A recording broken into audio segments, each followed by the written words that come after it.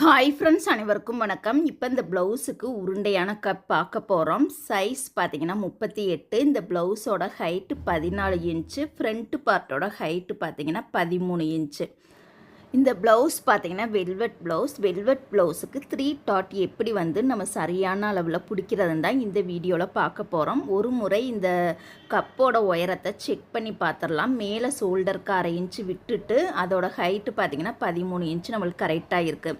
இப்போ 38 சைஸுக்கு கிராஸோட அகலம் கரெக்டாக 3.25, கீழே இருந்து மேல் உயரம் கரெக்டாக நம்மளுக்கு 3 இன்ச்சு எடுத்திருக்கோம்.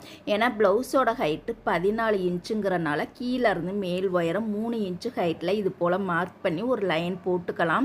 இந்த லைனில் நம்ம டபுள் ஸ்டிச் போட்டுக்கலாம். இந்த 3 டாட்டுக்குமே இந்த மாதிரி டபுள் ஸ்டிச் போட்டுட்டு நம்ம டாட் பிடிச்சோம் அப்படின்னா நம்மளுக்கு ரொம்பவே சூப்பராக அழகாக இருக்கும்.